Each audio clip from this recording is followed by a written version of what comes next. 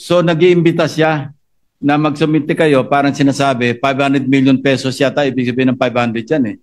Kasi hindi naman malinaw, pero ang sinabi, po kayo, 500 for now. For now. Ibig sabihin, for now, sige, magpasok kayo mga 500 million pesos worth of projects na sa inyo manggagaling. So, mismo sa DPWs na nanggagaling na magpasok na kayo rito. E di ho ba pakikialam yun sa mandate o sa exclusive authority ng executive branch? Salamat po sa sagot na yon, Mr. President. Ako po yung naniniwala na talagang wala namang initiative na nanggaling sa inyo at siya'y kusa niyang inialok po yung inaakala niya sigurong makakatulong o makakapagbigay ng kasiyahan sa inyo. Yun po yung akala niya.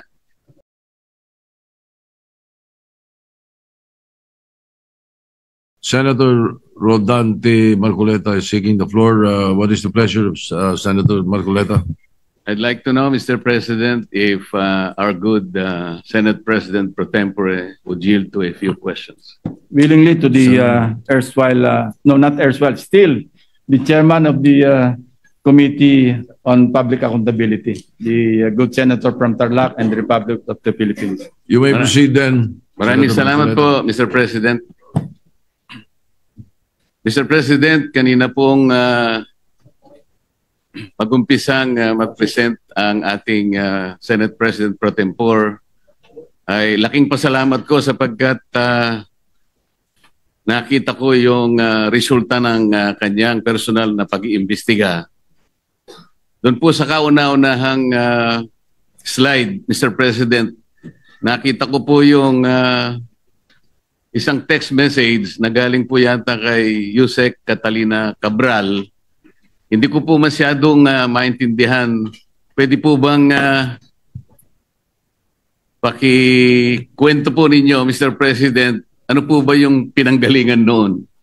Ang pinanggalingan po, nag-congratulate siya sa ating nakaupong Senate President. But this message was sent through the staff of our Senate President, Mr. President. Ang sinasabi daw, congratulations po, no? That was after July 1. After July proclamation 1st. Or after oath-taking, Mr. President? After the oath-taking, if I distinctly remember. So dahil siguradong panalo na po tayo, kayo rin po, dahil nag-oath-taking na tayo, nag-message si kagad yung Undersecretary Cabral sa kanyang staff at sinasabi, congratulations, baka mo merong ako may... Andyan po sa text message, sa Viber message, na sinasabi para ma-align do sa mga priorities at para maiwasan yung redundancy, siya nang gagawa ng paraan. Ang sabay ang sinabi na para maihabol o maisama na sa NEP. So nag-iimbita siya na magsumite kayo, parang sinasabi 500 million pesos yata, ibig sabihin ng 500 yan eh.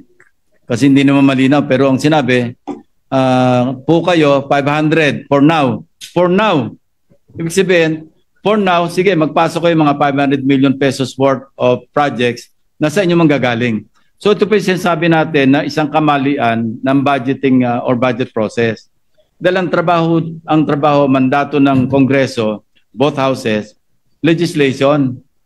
Yung pong NEP, nasa budget preparation phase na kung saan exclusive domain ng executive branch. Pero bakit po, dahil ganyan ang nangyayari, mismo sa DPWs na nanggagaling na magpasok na kayo rito. E di ho ba pakikialam yun sa mandate o sa exclusive authority ng executive branch? Salamat po sa sagot na yon, Mr. President. Ako po yung naniniwala na talagang wala namang initiative na nanggaling sa inyo at siya'y kusa niyang inialok po yung inaakala niya sigurong makakatulong o makakapagbigay ng kasiyahan sa inyo. Yun po yung akala niya. Opo. At agad pong tinanggihan ng ating Senate President. Alam ko po. Sinabi niya agad sa staff niya, wag, ayoko ba't ako maglalagay dyan? Kasi po kaya ako naitanong to, Mr. President, kahapon po, ayaw pa niyang aminin na dahil sa pagtatanong ko po na sa kanya, Sinabi ko bakit lumilitaw kahit anong ibigay na ceiling ng DBM, pinapalitan mo, sabi ko sa kanya. Ayaw po niyang aminin yon, wala raw po siyang kinalaman kung ang pag-uusapan ay yung paglilista.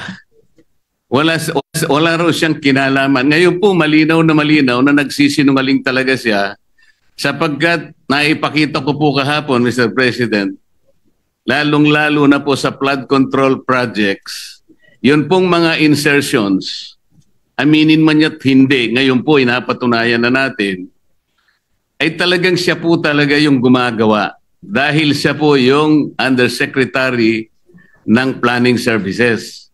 At lalong-lalo na po doon sa tinatawag na FAPs. Ito po yung Foreign Assisted Projects. Yun po malinaw na malinaw. Ipinakita ko po, Mr. President, yung sulat ng DBM noong July 2023 na kung saan sinabi mismo sa kanya, please adhere strictly dun sa mga ceilings na binibigay namin sa inyo. Dahil napansin po ng DBM magmula po noong 2022, 2023, pinapalitan po niya hanggang sa 2024.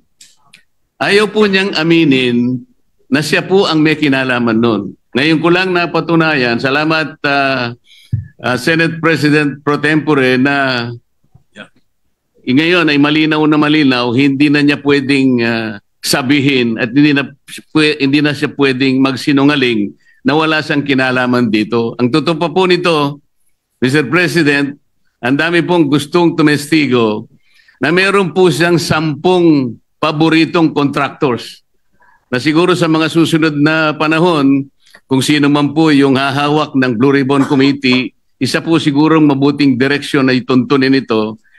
At marami rin pong palagian na pumupunta sa kanyang opisina na mga politiko. Gusto ko pong pasalamatan ng ating Senate President Pro Tempore sapagkat mukhang yun pong mga kawani o mga opisyalis ng DPWH na matutuntun na natin at alam ko po na talagang tatagos ito hanggang sa former Secretary ng Department of Public Works. Kasi kahapon po, gusto niya nang sabihin na lahat ng daw po ng nangyayari sa kanyang opisina ay meron namang basbas ng Secretary ng Department of Public Works. Ngunit ang gusto ko pong tuntunin, Mr. President, kung nakita na po natin unti-unti at saan papunta at sinong may kasalanan sa Department of Public Works at nailitaw na rin po sa pagsusuri at sa personal na pag-iimbestiga ng ating colleague, ang mga contractors na talagang, kung pagsasamahin po natin mga contractors na ito at saka yung mga opisyalis na nabubunyag ngayon, siguro po yung salitang walang o halang ang kaluluwa ay is an understatement. Ang gusto ko pong malaman ngayon, bakit po kaya sila ganun kalakas ang loob? Bakit parang hindi na po milyon eh? Bilyon-bilyon na po ang naipatatalo at hindi naman po nila pera yon, pera po ng taong bayan. Mr. President, ganun po ba kaya kalakas ang loob nila na sila-sila lang, mga contractors at saka yung mga opisyalis na yon? Wala po kayang mga politiko sa loob, sa likod nila? Sana po matukoy yung tunay na mga proponents para po yung walang kasalanan ay hindi po nadadamay.